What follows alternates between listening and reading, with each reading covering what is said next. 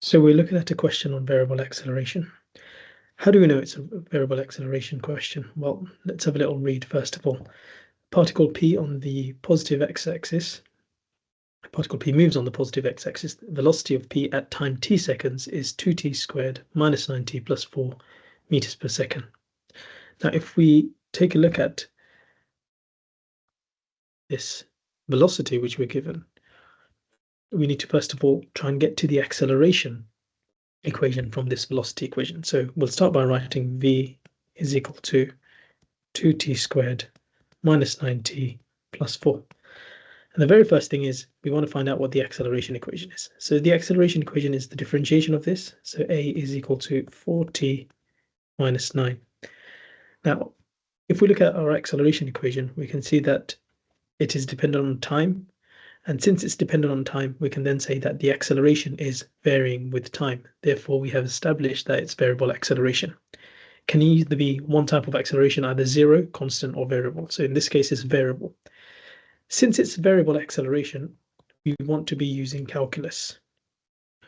We want to be using calculus for solving the problem in terms of finding out the velocities and displacements, whatever it might ask us. So now that we've established this variable acceleration, let's go and take a look at the question. Part A. We want to find the value of t when p is instantaneously at rest. At rest, instantaneously at rest refers to when the velocity is equal to 0. So we'll go to our equation for velocity and substitute 0 in there. 0 is equal to 2t squared minus 9t plus 4. We have got a quadratic equation here, which you can see.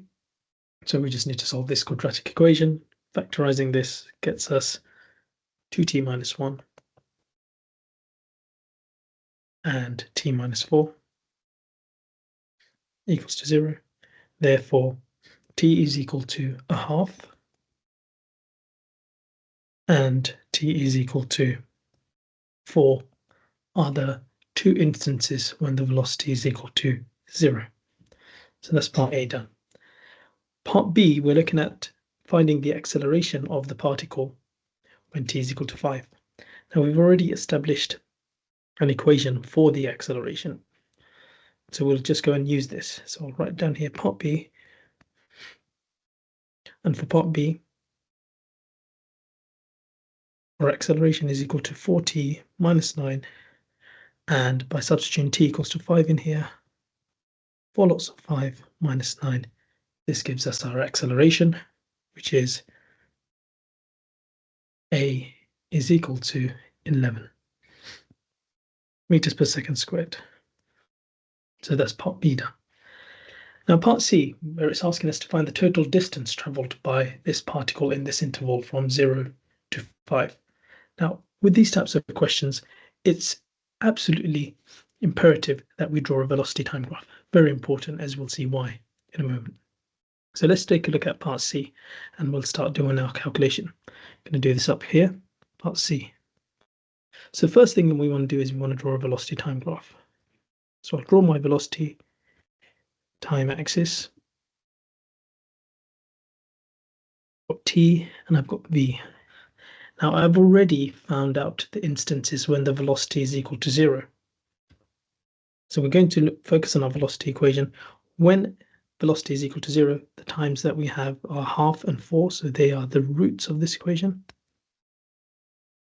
So put in here, we can see it's a positive quadratic, so it has a y-intercept of 4,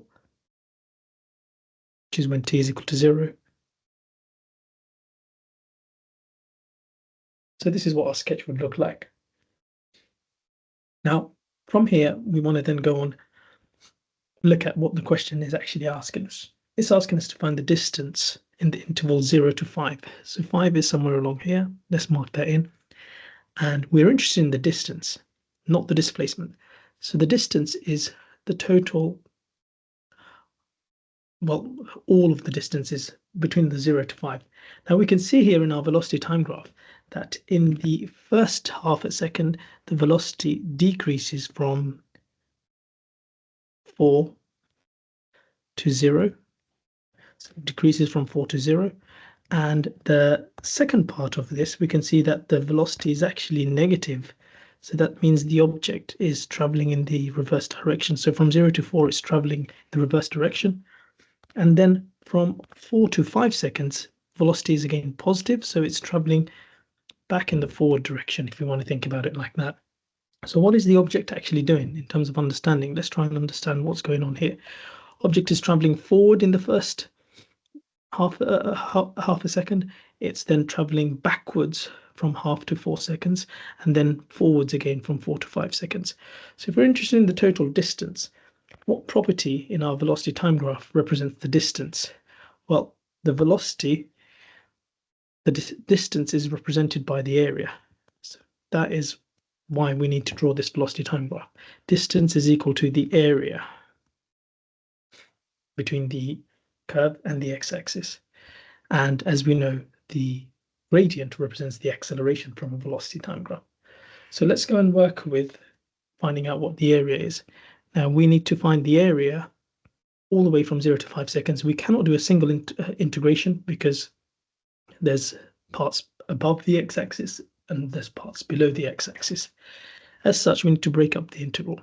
So we've got integral from a half seconds to 0 seconds of 2t squared minus 9t plus 4 with respect to dt. That will be our distance between 0 to a half seconds. So that's the first part of the area. We're going to have a plus another integral, which is from 4 all the way to a half of the same curve.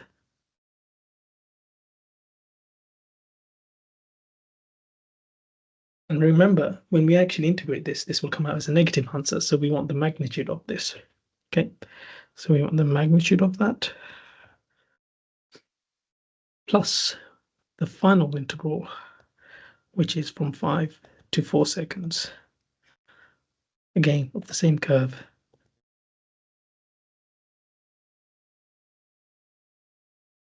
And when we add this, it will give us the total distance that we are after.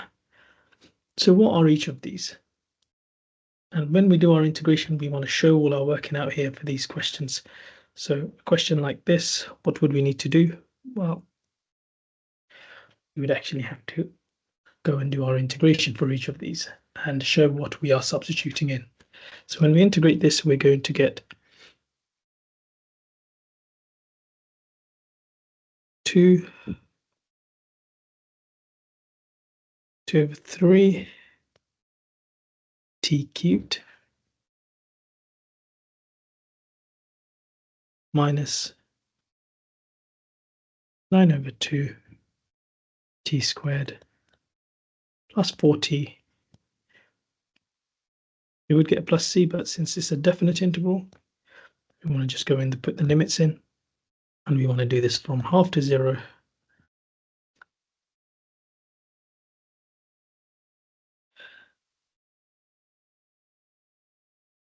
and plus, same again,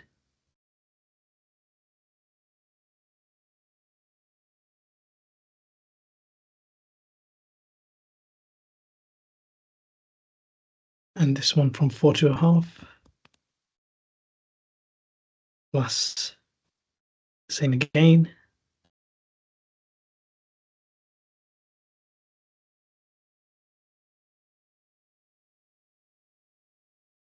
and this time from 5 to 4. And by substituting our answers in here, remember we want the magnitude of this one, so be careful because that will come out as a negative. So when we find out these areas and write down what the total is going to be, this will come out to be 19 and 5, 12 will be the answer.